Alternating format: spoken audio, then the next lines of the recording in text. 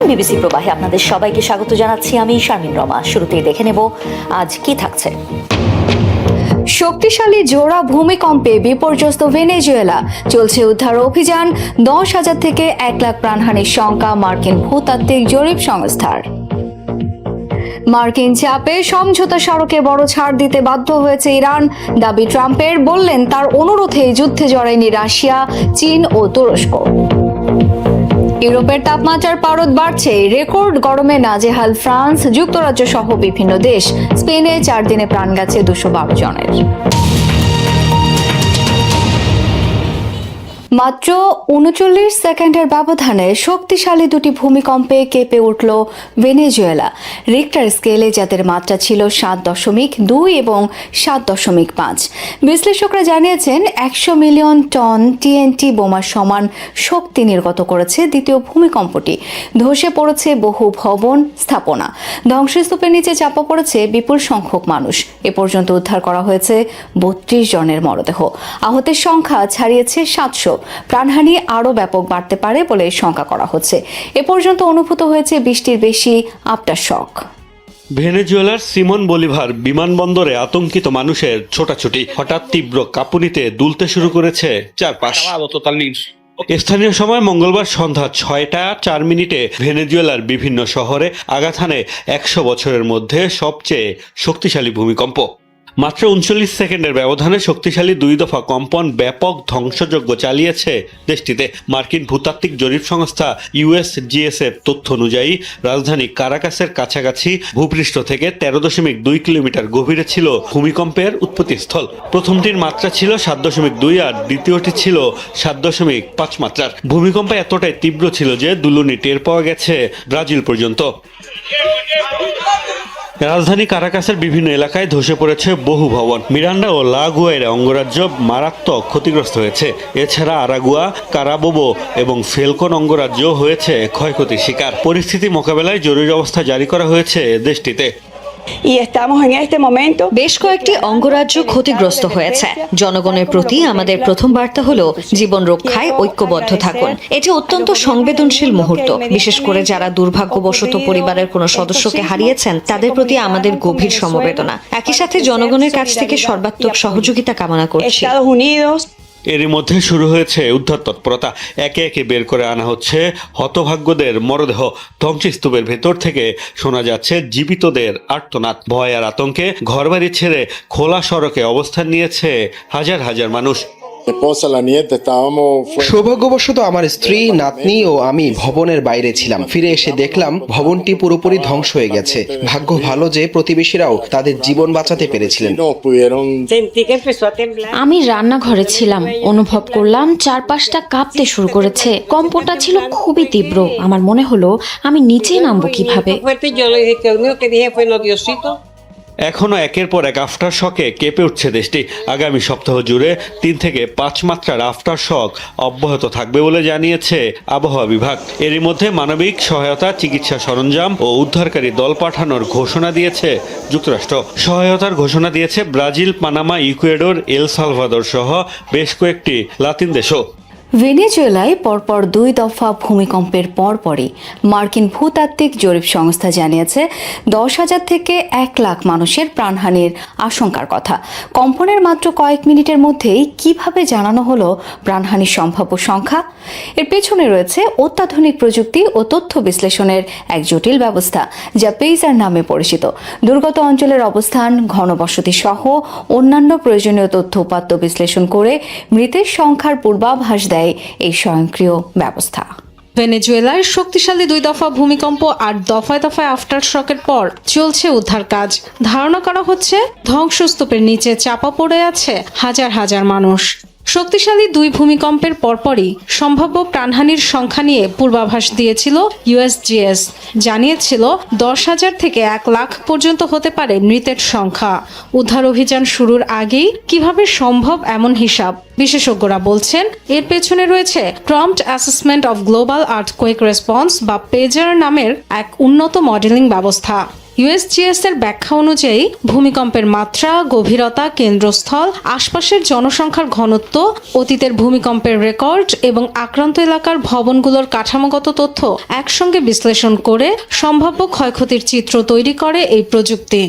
সম্ভাব্য হতাহতের সংখ্যার পাশাপাশি পরিচিত সব ধরনের তথ্য ব্যবহার করে আর্থিক ক্ষতির মাত্রা সম্পর্কেও দ্রুত পূর্বাভাস দেয় এই মডেল।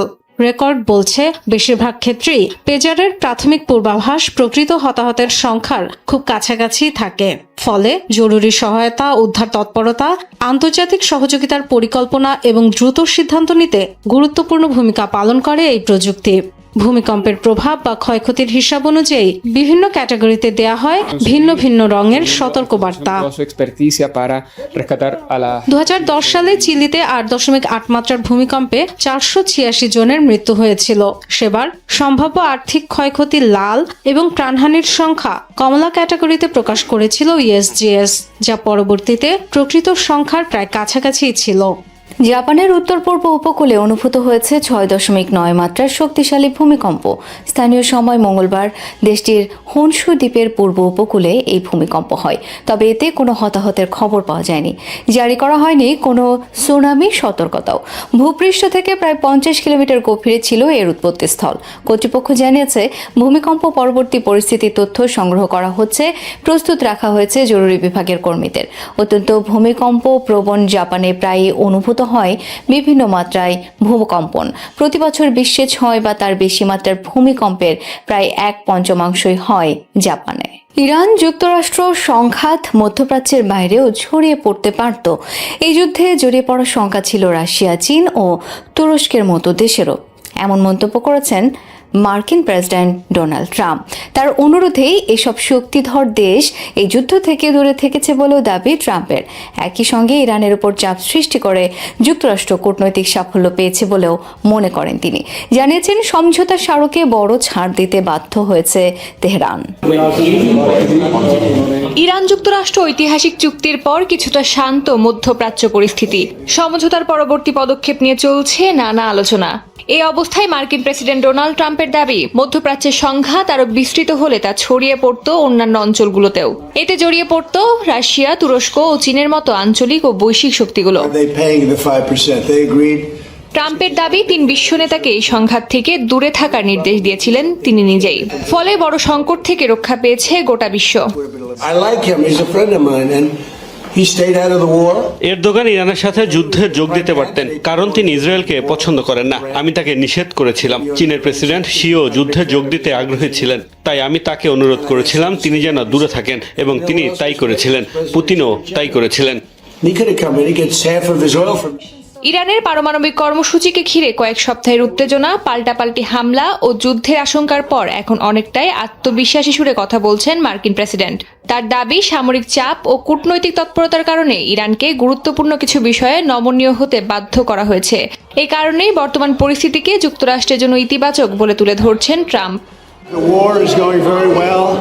যুদ্ধটা খুব ভালোভাবে চলেছে। আপনারা জানেন আমরা অনেক বড় ব্যবধানে জিতেছি। ইরান অনেক বড় ছাড় দিচ্ছে, দেখা যাক কি হয়। তবে সবকিছু খুব ভালোভাবে এগোচ্ছে। তবে ট্রাম্প যুদ্ধ পরিস্থিতিকে যুক্তরাষ্ট্রের জন্য অনুকূল বলে দাবি করলেও তেহরান এখনও নিজেদের অবস্থান থেকে সরে আসার কোনো স্পষ্ট ইঙ্গিত দেয়নি। ধীরে ধীরে আগের অবস্থায় ফিরছে বিশ্বের ব্যস্ততম নৌরুট হরমুজ প্রণালী।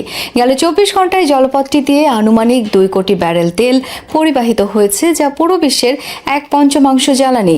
এই সময়ে হরমুজ পাড়ি দিয়েছে 72টি তেলবাহী ট্যাঙ্কার ও নৌযান। মার্কিন জ্বালানি মন্ত্রী জানিয়েছে এই তথ্য। একদিন আগেও হরমুজ প্রণালী দিয়ে পরিবাহিত হয়েছে 19 মিলিয়ন ব্যারেল তেল। সরবরাহ স্বাভাবিক হতে শুরু করায় বৈশ্বিক জ্বালানি বাজারেও ফিরেছে স্বস্তি। প্রায় 5% কমে ব্রেন্ট অপরিশোধিত তেল বিক্রি হচ্ছে $72 আশপাশে, যা ইরান যুদ্ধ শুরুর আগ পর্যন্ত সর্বনিম্ন। এছাড়াও WTI ক্রুড অয়েলের মূল্য কমে দাঁড়িয়েছে $70 নিচে। নিম্নমুখী প্রবণতা দেখা গেছে গ্যাসের দামেও।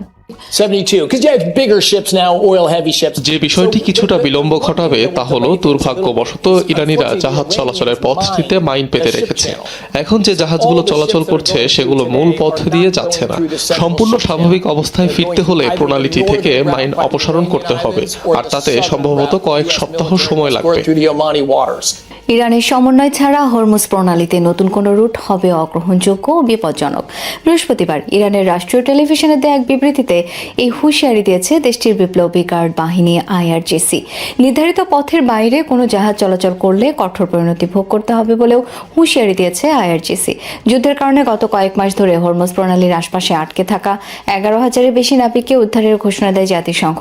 এরপরই ইরান অভিযোগ করেছে তাদের সাথে সমন্বয় ছাড়াই কেউ কেউ হরমুজে নতুন রুট খোলার চেষ্টা চালাচ্ছে। ইরানের সাথে আলোচনার বিস্তারিত জানাতে উপসাগরীয় মিত্র দেশগুলো সফর করছেন মার্কিন পররাষ্ট্রমন্ত্রী মার্কো রুবিও। সংযুক্ত আরব আমিরাত হয়ে কুয়েত সফর করেন তিনি। সবশেষ দেশ হিসেবে বর্তমানে রয়েছেন বাহরাইনে।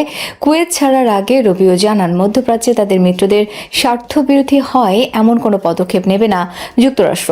হরমুজ প্রণালীতে ইরানের টোল আরব মেনে নেওয়া হবে না বলে আবারও হুঁশিয়ারি দেন তিনি। গুঞ্জন রয়েছে আরব মিত্ররা ইরানের সাথে অন্তর্বর্তী চুক্তি নিয়ে সন্তুষ্ট নয়। তাদের দাবি এতে তেহরানকে অতিরিক্ত ছাড় দেওয়া হয়েছে।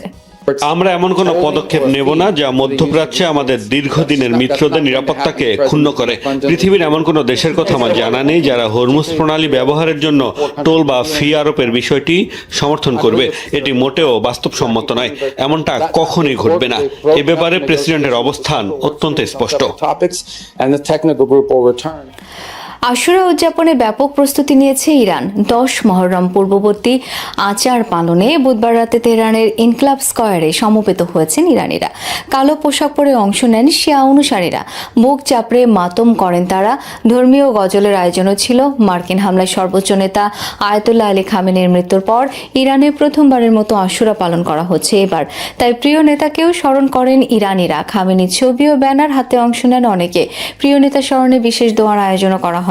শিয়া মুসলিমদের জন্য ধর্মীয় বর্ষপঞ্জির অন্যতম গুরুত্বপূর্ণ দিবস আশুরা। আশুরা পালনের প্রস্তুতি উপলক্ষে শোকের পরিবেশ বিরাজ করছে পুরো ইরান জুড়ে। অসহনীয় গরমে নাজেহাল ইউরোপবাসী। উত্তাপ ছড়াচ্ছে স্বাভাবিকের চেয়ে 15 থেকে 20 ডিগ্রি পর্যন্ত বেশি তাপমাত্রা। 43 ডিগ্রি সেলসিয়াসের স্মরণকালের সবচেয়ে উত্তপ্ত দিন পার করেছে ফ্রান্সবাসী। রেকর্ড করেছে যুক্তরাজ্যেও। তাপমাত্রাজনিত কারণে গত 4 দিনে স্পেনে প্রাণ গেছে 212 জনের। রেড হিট অ্যালার্ট জারি রয়েছে কয়েকটি দেশে। বন্ধ ঘোষণা শত শত শিক্ষা প্রতিষ্ঠানের। কবে নাগাদ কমতে পারে এই তাপদাহ তার কোনো পূর্বাভাস এখনই মিলছে না। তীব্র দাবদাহ, তাই পানিতে স্বস্তির খোঁজে জনজীবন ও প্রাণীকুল। ক্ষণিক প্রশান্তি মিললেও পানি থেকে উঠলেই ফের অসহ্য গরম। দৃশ্যটি ইউরোপের। সপ্তাহ ধরে ইউরোপ জুড়ে বয়ে চলা অস্বাভাবিক আবহাওয়ার প্যাটার্ন ওমেগা ব্লকের কারণে তীব্র তাপদাহ দেখা দিয়েছে দেশগুলোতে। রেকর্ড করা হচ্ছে স্বাভাবিকের চেয়ে অন্তত 18 ডিগ্রি সেলসিয়াস বেশি তাপমাত্রা। এর মধ্যে রেকর্ড তাপমাত্রা দেখেছে ফ্রান্স, যুক্তরাজ্য ও স্পেন। সর্বকালের সবচেয়ে উষ্ণতম দিন পার করেছে ফ্রান্সবাসী। 39 থেকে 43 ডিগ্রি পর্যন্ত তাপমাত্রা উঠেছে পশ্চিমাঞ্চলে। এটা স্পষ্ট জলবায়ু পরিবর্তনের লক্ষণ। জানি না ভবিষ্যৎ প্রজন্ম কিভাবে এমন গরম সহ্য করবে। আগামী 10 বছরের মধ্যে গ্রীষ্মের এই মৌসুমই নাকি সবচেয়ে ঠান্ডা। সত্যি চিন্তার বিষয়। খুবই ভীতিকর, কেননা বিশেষজ্ঞরা বলছেন সময়ের সাথে সাথে তাপমাত্রা আরো বাড়বে। উদ্বেগজনক পরিস্থিতি যুক্তরাজ্যেও। ইংল্যান্ড ও ওয়েলসের বিভিন্ন এলাকায় তাপমাত্রা 40 ডিগ্রির কাছাকাছি পৌঁছানোর পূর্বাভাস দেওয়া হয়েছে। হ্যাম্পশায়ারে তাপমাত্রা পেরিয়েছে 36 ডিগ্রির বেশি। বন্ধ ঘোষণা করা হয়েছে শতাধিক স্কুল। অপ্রয়োজনীয় ভ্রমণ এড়িয়ে চলার পরামর্শ দেওয়া হয়েছে বাসিন্দাদের। যারাও বা বাইরে বেরোচ্ছেন সঙ্গে রাখছেন প্রয়োজনীয় জিনিসপত্র। সৌভাগ্যবশত ট্রেনগুলোতে এসি রয়েছে, কিন্তু এখান থেকে বের হলেই বোঝা যাচ্ছে গরম কেমন। লোশন সঙ্গে নিয়ে ঘুরছি, কয়েক বোতল পানিও রেখেছি সাথে, এমনকি মিনি ফ্যানও রয়েছে। জুন মাসের রেকর্ড তাপমাত্রা গড়েছে স্পেনের কিছু অঞ্চল। 42 ডিগ্রি পর্যন্ত তাপমাত্রা ছোঁয়ারও সতর্কবার্তা দিয়েছে কর্তৃপক্ষ। জারি রয়েছে red hit alert. Italy, Germany, Netherlands সহ আরও কয়েকটি ইউরোপীয় দেশেও চলছে তীব্র হিটওয়েভ। ইউক্রেনের ড্রোন হামলায় রাশিয়ার নিয়ন্ত্রিত ইউক্রেনীয় শহরে প্রাণ হারিয়েছে কমপক্ষে 3 জন। রাশিয়ার সংবাদ সংস্থা তাস জানিয়েছে বুধবার রাতভর ড্রোন হামলায় হরলিভকায় একটি অ্যাপার্টমেন্ট ভবনের প্রবেশপথ ধসে পড়ে। সম্প্রতি দিনের যে কোনো সময়ে শহরটিতে প্রায়শই সামরিক ড্রোন হামলা হয় বলে জানিয়েছে বাসিন্দারা। 2014 সাল থেকে হরলিভকা রুশপন্থী বিচ্ছিন্নতাবাদীদের নিয়ন্ত্রণে রয়েছে। বিগত বছরগুলোতে শহরটি একাধিকবার হামলার শিকার হয়েছে, হতাহত হয়েছে বহু বেসামরিক মানুষ। অন্যদিকে বুধবার প্রকাশিত এক ভিডিওতে রাশিয়ার বিভিন্ন গ্যাস ও তেল শোধনাগারে হামলার কথা জানান ইউক্রেনের প্রেসিডেন্ট ভলোদিমির জেলেনস্কি। সামরিক রসদ সরবরাহ ব্যবস্থায় ব্যাঘাত ঘটাচ্ছে ইউক্রেন। তাদের সামরিক উৎপাদন কেন্দ্র এবং গ্যাস স্থাপনাগুলোতে হামলা চালিয়েছি আমরা, যার ফলে পেট্রোল ও ডিজেলের ঘাটতির সম্মুখীন হচ্ছে রাশিয়া। এরপরও যুদ্ধ শেষ করতে অস্বীকার করছেন পুতিন। এই বিশৃঙ্খলার জন্য তিনি দায়ী। সতর্কবার্তা উপেক্ষা করে ঝুঁকি নিয়ে সমুদ্র তীরে পাথরের উপর বসেছিলেন এক যুবক। মুহূর্তেই ভাসিয়ে নিয়ে গেল ঢেউ। বুধবার ভারতের কর্ণাটকে হয়েছে এই দুর্ঘটনা। গোয়ার জনপ্রিয় সমুদ্র সৈকত বাগায় বন্ধুদের নিয়ে ঘুরতে গিয়েছিলেন 34 বছর বয়সী পর্যটক সাহস মাসালে। কর্ণাটকের বিজাপুর জেলার বাসিন্দা ছিলেন তিনি। স্থানীয় নিরাপত্তারক্ষীরা জানিয়েছেন বাগা সৈকতে একটি পাথরের উপর বসেছিলেন সাহস মাসালে। সে সময় মদ্যপ ছিলেন তিনি। স্থানটি ঝুঁকিপূর্ণ হয়, বারবার সতর্ক করা হয়েছে তাকে, তবে তা উপেক্ষা করেই বসেছিলেন তিনি। এক পর্যায়ে প্রবল ঢেউয়ের তোড়ে পড়ে যান পানিতে, দ্রুত ভেসে যান সাগরের গভীরে। উদ্ধারকারীরা এগিয়ে গেলেও বাঁচানো সম্ভব হয়নি। সাহস মাসালিকে পরে তার মৃত্যুর খবর নিশ্চিত করেন কর্তৃপক্ষ। ট্রাম্পের শুল্ক নীতি, পাকিস্তানের সঙ্গে ঘনিষ্ঠতা ও ইরান ইস্যুতে বরাবরই সরব সমালোচক ভারতের কংগ্রেস। অথচ সেই কংগ্রেস শাসিত রাজ্যেই মার্কিন প্রেসিডেন্ট ডোনাল্ড ট্রাম্পের নামে একটি সড়কের নামকরণ করা হয়েছে। কংগ্রেসের এই পদক্ষেপকে ঘিরে রাজনৈতিক মহলে উঠেছে নানা প্রশ্ন। বিরোধীদের মতে এটি কংগ্রেসের অবস্থানের সঙ্গে সাংঘর্ষিক ও দ্বিচারিতার উদাহরণ। এই আয়োজন সড়কের নামকরণ ঘিরে। ভারতের প্রযুক্তি নগরী হায়দ্রাবাদে গুরুত্বপূর্ণ এক সড়ক পেয়েছে নতুন নাম, ডোনাল্ড ট্রাম্প এভিনিউ। ডোনাল্ড ট্রাম্পের সাথে ভারতীয় প্রধানমন্ত্রী নরেন্দ্র মোদীর সম্পর্ক নিয়ে বরাবরই সমালোচনায় মুখর কেন্দ্রের বিরোধী দল কংগ্রেস। তেলেঙ্গানা রাজ্যে শাসন ক্ষমতায় থাকা কংগ্রেসই এবার সড়কের নাম রেখেছে মার্কিন প্রেসিডেন্টের নামে। এই দ্বিচারিতা নিয়ে তুমুল বিতর্কের মুখে দলটি। সম্প্রতি ডোনাল্ড ট্রাম্পের শুল্ক নীতি, ইরান যুদ্ধের সময় ভারতীয় নাবিক থাকা ট্যাঙ্কারে হামলা এবং পাকিস্তানের সঙ্গে ওয়াশিংটনের ঘনিষ্ঠতা নিয়ে প্রধানমন্ত্রী নরেন্দ্র মোদীকে আক্রমণ করে আসছে কংগ্রেস। ফলে মঙ্গলবার হায়দ্রাবাদের সড়কটির আনুষ্ঠানিক নামফলক উন্মোচনের পরই শুরু হয় রাজনৈতিক তর্ক বিতর্ক। যুক্তরাষ্ট্রের কনসুলেটের পাশ ঘেঁষে যাওয়া সড়কটি অবস্থিত হায়দ্রাবাদের অন্যতম গুরুত্বপূর্ণ ব্যবসায়িক এলাকায়। কাছে রয়েছে মাইক্রোসফট, গুগল ও অ্যামাজনের মতো মার্কিন প্রযুক্তি জায়ান্ট কোম্পানিগুলোর অফিস। স্থানীয় প্রশাসনের দাবি, এই নামকরণ যুক্তরাষ্ট্র ভারত সম্পর্কের ক্ষেত্রে হায়দ্রাবাদের ক্রমবর্ধমান গুরুত্বকে তুলে ধরবে। At the Telangana Rising Summit, 2025 সালে মাননীয় মুখ্যমন্ত্রী শ্রী রেবন্ত রেড্ডি গারু ঘোষণা করেছিলেন যে আমেরিকান কনসুলেটের পাশে এই অ্যাভিনিউটির নামকরণ মার্কিন যুক্তরাষ্ট্রের মাননীয় রাষ্ট্রপতি ডোনাল্ড জে ট্রাম্পের নামে করা হবে। আর এই ঘোষণাটি স্মরণীয় করে রাখার এটি উপযুক্ত সময়। দুই দেশের বন্ধুত্ব দৃঢ় করতেই এই উদ্যোগ। would be named after সমালোচনার ঝড় তুলেছে কেন্দ্রের ক্ষমতাসীনরা। মোদীর দল বিজেপি একে ভণ্ডামি বলে আখ্যা দিয়েছে। তাদের প্রশ্ন, যাকে প্রতিনিয়ত আক্রমণ করা হচ্ছে তার নামে আবার রাস্তার পরিচিতি কেন? অন্যদিকে ভারতের কমিউনিস্ট পার্টি মার্ক্সবাদী এই সিদ্ধান্তকে অযৌক্তিক আখ্যা দিয়ে তা প্রত্যাহারের দাবি জানিয়েছে। कांग्रेस की दोगली राजनीति এটি কংগ্রেসের ডাবল স্ট্যান্ডার্ডের একটি স্পষ্ট উদাহরণ। একদিকে তারা ট্রাম্পের সমালোচনা করে নানা মন্তব্য করে, আবার অন্যদিকে যে রাজ্যে তারা ক্ষমতায় আছে সেখানে তার নামে মহিমান্বিতকরণ করা হচ্ছে। उनको सत्ता में नहीं लाती कि जहां उनका राज्य है। Revanth Reddy, who is a Congress chief minister, Modi আর ট্রাম্পের সম্পর্কে প্রশ্ন তুলে এখন তারা ট্রাম্পের নামেই রাস্তা বানাচ্ছেন। এটা কি সাংঘর্ষিক নয়, ভণ্ডামি নয়? Is this not a contradiction? Is this not hypocrisy? মজার বিষয় হলো, 2 দফা প্রেসিডেন্ট থাকলেও ট্রাম্প কখনো হায়দ্রাবাদ সফর করেননি। অথচ সাবেক মার্কিন প্রেসিডেন্ট বিল ক্লিন্টন ও জর্জ ডব্লিউ বুশ সফর করেছিলেন শহরটি। যুক্তরাষ্ট্রের পেনসিলভানিয়ায় একটি বাণিজ্যিক ভবনে ভয়াবহ অগ্নিকাণ্ডের ঘটনা ঘটেছে। রাজ্যের অ্যালেন টাউনে এই দুর্ঘটনা হয়েছে। কর্তৃপক্ষ জানায় বুধবার স্থানীয় সময় রাত 9টার দিকে আগুন লাগে। এরপরই আগুন দ্রুত ছড়িয়ে পড়ে। এক পর্যায়ে আরও কয়েকটি স্থাপনাতেও আগুন লেগে যায়। দুর্ঘটনায় ভবনটির ব্যাপক ক্ষয়ক্ষতি হয়েছে। হয়েছে। স্থাপনাটির একাংশ ধসে পড়ে। প্রায় 2 ঘন্টার প্রচেষ্টার পর আগুন নিয়ন্ত্রণে আসে। ভবনটিতে থাকা বাসিন্দাদের উদ্ধার করে ফায়ার সার্ভিস। দুর্ঘটনার কারণ জানতে এখনও তদন্ত চলছে। ন্যাটো কি শুধু ইউরোপের নিরাপত্তার জন্য নাকি মিত্রদের যুদ্ধে পাশে দাঁড়ানোরও দায় আছে? এই প্রশ্নই যেন আবার সামনে নিয়ে এলেন মার্কিন president Donald Trump. 24 June white হাউসের ওভাল অফিসে ন্যাটোর মহাসচিব মার্ক রুটের সঙ্গে বৈঠক করেন ট্রাম্প। সেখানে তিনি অভিযোগ করেন, ইরানের বিরুদ্ধে যুক্তরাষ্ট্র ইসরায়েলের যুদ্ধে ইউরোপীয় মিত্ররা প্রত্যাশিত সমর্থন দেয়নি। ট্রাম্প বলেন, ইরানের বিরুদ্ধে অভিযানে আমাদের অন্য কারো সহায়তার প্রয়োজন হয়নি। আমরা আক্ষরিক অর্থেই প্রথম সপ্তাহে তাদের গুড়িয়ে দিয়েছি। তবে ইউরোপীয় দেশগুলো যদি অন্তত সাহায্যের প্রস্তাব দিত তাহলে আমার ভালো লাগতো। ন্যাটোর প্রতি নিজের দীর্ঘদিনের অসন্তোষের প্রসঙ্গ তুলে ধরে ট্রাম্প বলেন, যুদ্ধের সময় মিত্রদের ভূমিকা নিয়ে আমি হতাশ। বিষয়টি নিয়ে আমি রুটের সঙ্গে ব্যক্তিগত বৈঠকেও বিস্তারিত আলোচনা করব। তবে বৈঠকে ট্রাম্পের প্রশংসা করেন রুট। ট্রাম্পকে তিনি মুক্ত বিশ্বের নেতা হিসেবে উল্লেখ করেন। রুট বলেন, ইরানের বিরুদ্ধে যুক্তরাষ্ট্রের পদক্ষেপ গুরুত্বপূর্ণ ছিল। ইরানের সম্ভাব্য পারমাণবিক সক্ষমতা শুধু মধ্যপ্রাচ্যের নয়, পুরো বিশ্বের জন্য হুমকি হয়ে উঠতে পারত। যদিও সমালোচকরা বলছেন, হামলার সময় ইরান পারমাণবিক অস্ত্র তৈরির একেবারে দ্বার প্রান্তে ছিল, এমন কোনো প্রমাণ প্রকাশ্যে আসেনি। অনেক বিশেষজ্ঞ এই সামরিক অভিযানকে অপ্ররোচিত পদক্ষেপ হিসেবে বর্ণনা করেছেন এবং আন্তর্জাতিক আইন লঙ্ঘনের অভিযোগ তুলেছেন। রুট আরও দাবি করেন, কোনো ন্যাটো দেশ সরাসরি যুদ্ধে অংশ না নিলেও ইউরোপীয় সামরিক ঘাঁটিগুলো যুক্তরাষ্ট্রকে গুরুত্বপূর্ণ সহায়তা দিয়েছে। সংঘাত চলাকালে ইউরোপের ঘাঁটি থেকে 4 থেকে 5 হাজার মার্কিন বিমান উড্ডয়ন করেছিল। তবে তিনি স্বীকার করেন, কিছু ঘটনায় ট্রাম্পের হতাশ হওয়ার কারণ ছিল। তবে সেগুলোকে বিচ্ছিন্ন ঘটনা হিসেবে উল্লেখ করে তিনি জানিয়েছেন, সামগ্রিকভাবে ইউরোপীয় মিত্ররা যুক্তরাষ্ট্রের পাশে ছিল। এতে ট্রাম্প অবশ্য পুরোপুরি সন্তুষ্ট হননি।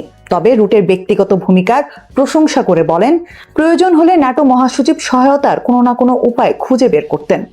রুটের এই সফর এমন এক সময় হয়েছে যখন 7 জুলাই তুরস্কের রাজধানী আঙ্কারাতে ন্যাটোর বার্ষিক শীর্ষ সম্মেলন অনুষ্ঠিত হওয়ার কথা রয়েছে। বিশ্লেষকদের মতে যুক্তরাষ্ট্র ও ইউরোপের সম্পর্কের টানাপোড়েনের মধ্যেই এই বৈঠক বিশেষ গুরুত্ব বহন করছে। অন্যদিকে যুদ্ধবিরতি নিয়ে যুক্তরাষ্ট্র ও ইরানের আলোচনা অব্যাহত রয়েছে। আলোচনার অন্যতম গুরুত্বপূর্ণ বিষয় হলো হরমুজ প্রণালীর নিয়ন্ত্রণ। বিশ্ব জ্বালানি ও পণ্য পরিবহনের জন্য অত্যন্ত গুরুত্বপূর্ণ এই জলপথ নিয়ে দুই পক্ষের মধ্যে এখনো মত পার্থক্য রয়ে গেছে। ইরানের বিরুদ্ধে চলমান যুদ্ধ এবং অন্যান্য জরুরি খরচ মেটাতে মার্কিন কংগ্রেসের কাছে অতিরিক্ত $87.6 বিলিয়ন চেয়েছে হোয়াইট হাউস। 24 জুন এই সংক্রান্ত একটি চিঠি পাঠানো হয় হোয়াইট হাউসের Office of Management and Budget House of রিপ্রেজেন্টেটিভসের স্পিকার মাইক জনসনের কাছে। হোয়াইট হাউস জানিয়েছে, অর্থের একটি বড় অংশ ইরান যুদ্ধ সংশ্লিষ্ট অপারেশন এপিক ফিউরির প্রয়োজন মেটাতে ব্যবহার হবে। পাশাপাশি মধ্যপ্রাচ্য ও দক্ষিণ এশিয়ায় অবস্থিত মার্কিন দূতাবাস ও কূটনৈতিক স্থাপনা নিরাপত্তা জোরদারেও অর্থ ব্যয় করা হবে। এই অর্থের মধ্যে প্রতিরক্ষা বিভাগে যাবে প্রায় $67 বিলিয়ন। এর মধ্যে $21 বিলিয়ন গোলাবারুদ কেনা, $17.3 বিলিয়ন সামরিক অভিযান পরিচালনা এবং $12.1 বিলিয়ন গোপন সামরিক কর্মসূচির জন্য ব্যয় করার পরিকল্পনা রয়েছে। এছাড়া মার্কিন কৃষকদের সহায়তায় $11 বিলিয়ন এবং মধ্য আফ্রিকায় ইবোলা মোকাবিলায় $1.4 বিলিয়ন বরাদ্দের প্রস্তাব করা হয়েছে। বর্তমানে ওয়াশিংটন ও তেহরানের মধ্যে যুদ্ধবিরতি কার্যকর হয়েছে। তবে বাজেট অফিসের চিঠিতে বলা হয়েছে, সাম্প্রতিক সামরিক অভিযানগুলোর পর পেন্টাগনকে তাদের অস্ত্র ও সরঞ্জামের মজুদ পুনর্গঠন করতে হবে। তবে এই বাজেট কংগ্রেসে সহজে পাশ হবে কিনা তা নিয়ে অনিশ্চয়তা রয়েছে, কারণ ইরান যুদ্ধ নিয়ে যুক্তরাষ্ট্রের ভেতরেই মতভেদ রয়েছে। সম্প্রতি কংগ্রেসে ট্রাম্পের সামরিক পদক্ষেপের সমালোচনামূলক একটি প্রস্তাবও পাশ হয়েছে। এই নিয়ে ট্রাম্প ক্ষোভ প্রকাশ করে বলেছেন, কিছু রিপাবলিকান ও সব ডেমোক্রেট যুদ্ধের সফলতা দেখতে চান না। অন্যদিকে সমালোচকরা বলছেন, যুদ্ধের প্রকৃত ব্যয় সরকারি হিসাবের চেয়েও অনেক বেশি হতে পারে। নিজেদের ইচ্ছে মতো বাণিজ্য চুক্তি, চাকরির বাজারে ইউরোপীয়দের দৌরাত্ম্য কমানো ও ইইউকে অর্থ না দিয়ে সেই অর্থ দেশের কাজে লাগানো। 2016 সালের 23 জুন এমন স্বপ্ন নিয়েই ব্রেক্সিট গণভোটের পক্ষে ভোট দিয়েছিল 51.9% ব্রিটিশ নাগরিক। বেরিয়ে এসেছিল ইইউ থেকে। 10 বছর পর এখন হিসেব মেলানোর পালা। ইইউ ছেড়ে বেরিয়ে এসে কেমন আছে ব্রিটেন? ব্রেক্সিটের সিদ্ধান্ত নেওয়ার পেছনে যুক্তরাষ্ট্রের অন্যতম কারণ ছিল অর্থনৈতিকভাবে শক্তিশালী হওয়া ও রাজনৈতিক স্থিতিশীলতা অর্জন। কিন্তু বিভিন্ন জরিপের পরিসংখ্যান বলছে দুটোর একটিও অর্জন করতে পারেনি ব্রিটেন। সবশেষ এই অর্থনৈতিক অস্থিতিশীলতার কারণেই তুমুল চাপের মুখে পদত্যাগ করতে বাধ্য হয়েছেন কিয়ার স্টারমার। গত 10 বছরে এই সংখ্যা ঠেকেছে 6 জনে, যা কিনা দ্বিতীয় বিশ্বযুদ্ধের পর নজিরবিহীন। এ তো গেল রাজনৈতিক অস্থিতিশীলতা। অর্থনৈতিকভাবেও সুফল এনে দিতে পারেনি ব্রেক্সিট। ইইউ থেকে বেরিয়ে গেলে স্বাধীনভাবে বাণিজ্য চুক্তি করা, রপ্তানি আয় বৃদ্ধি ও চাকরির বাজার সম্প্রসারিত হওয়ার যেই স্বপ্ন দেখেছিল ব্রিটেন, পূরণ হয়নি সেটিও। ব্রেক্সিট পরবর্তী যুক্তরাজ্যের অর্থনীতি দুর্বল হয়েছে বলে মত দিচ্ছেন বেশিরভাগ অর্থনীতিবিদ। বিভিন্ন পরিসংখ্যানগুলোও বলছে সে কথাই। সাকসেস বিশ্ববিদ্যালয়ের ইউকে ট্রেড পলিসি অবজারভেটরির হিসাব অনুযায়ী 2023 সালের মধ্যে যুক্তরাজ্যের রপ্তানি পণ্যের সংখ্যা কমেছে 26%। অন্যদিকে অ্যাস্টন ইউনিভার্সিটি বিজনেস স্কুলের গবেষণার তথ্য বলছে রপ্তানি পণ্যের বৈচিত্র্য কমেছে 53.8%। বিপরীতে আমদানি কমেছে 31.5%। অর্থাৎ আগে যেসব ধরনের পণ্য বিভিন্ন ইউরোপীয় দেশে রপ্তানি করা হতো তার বড় একটি অংশই এখন আর রপ্তানি হচ্ছে না। যা নিয়ে স্ট্যানফোর্ড বিশ্ববিদ্যালয়ের অধ্যাপক নিক ব্লুম বলেন, কিছু ক্ষেত্রে প্রত্যাশার চেয়েও বেশি ক্ষতি হয়েছে ব্রেক্সিটের সিদ্ধান্ত, যদিও এর প্রভাব প্রকাশ পেতে সময় লেগেছে। ব্রিটিশ সরকারের তথ্য অনুযায়ী 2019 সালের তুলনায় 2025 সালে ইইউতে ব্রিটিশ রপ্তানি কমেছে 14%, বিপরীতে আমদানি কমেছে 10%, যা কিনা ইউরোপে ব্রিটিশ পণ্য রপ্তানির ক্ষেত্রে শতাব্দীর মধ্যে সবচেয়ে খারাপ। এদিকে অর্থনৈতিক গবেষণা প্রতিষ্ঠান NIESR এর মতে ইইউতে ব্রিটেনের রপ্তানি লক্ষ্যমাত্রার চেয়েও 16.9% কম হয়েছে। তবে সেবা খাতের ফল বেশ ভালো। পণ্য রপ্তানি দুর্বল হলেও গত 1 দশকে ইইউতে ব্রিটেনের সেবা রপ্তানি বেড়েছে 57%। বিপরীত চিত্র বাণিজ্যে। ইউরোপের সঙ্গে ব্রিটেনের বাণিজ্য কমার প্রমাণ দিচ্ছে চ্যানেল টানেলে পণ্যবাহী ট্রাক যাতায়াতের সংখ্যাও।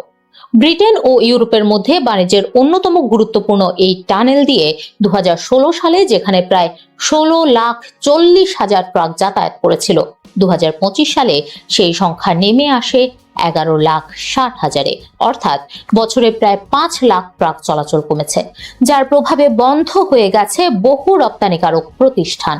লন্ডন স্কুল অব ইকোনমিক্সের বিশ্লেষণ অনুযায়ী 2019 থেকে 2023 সালের মধ্যে ইইউতে রপ্তানি করা প্রায় 16,400 প্রতিষ্ঠান সম্পূর্ণভাবে রপ্তানি বন্ধ করে দেয়, যা দেশটির মোট রপ্তানিকারকের প্রায় 14%। ব্রেক্সিটের পর বিনিয়োগ বাড়বে এমন প্রত্যাশা করা হলেও তা শেষ পর্যন্ত পূরণ হয়নি। ব্যাংক অফ ইংল্যান্ডের সাবেক অর্থনীতিবিদ জনাথন হাস্কেলের গবেষণা বলছে, কম বিনিয়োগের কারণে ব্রিটিশ অর্থনীতির আকার প্রায় 29 বিলিয়ন পাউন্ড বা 1.3% ছোট হয়েছে। অথচ ব্রেক্সিটের পূর্বের প্রবণতা ধরে এগুলে বর্তমান বিনিয়োগের তুলনায় 13% বেশি বিনিয়োগ পেত ব্রিটেন। এর বাইরে ব্রেক্সিট পরবর্তী ব্রিটিশ মুদ্রা পাউন্ডের মূল্য কমে যাওয়ার কারণেও বড় ধাক্কা খায় দেশটি। এতে আমদানি ও বিদেশ ভ্রমণের খরচ বেড়ে যায়।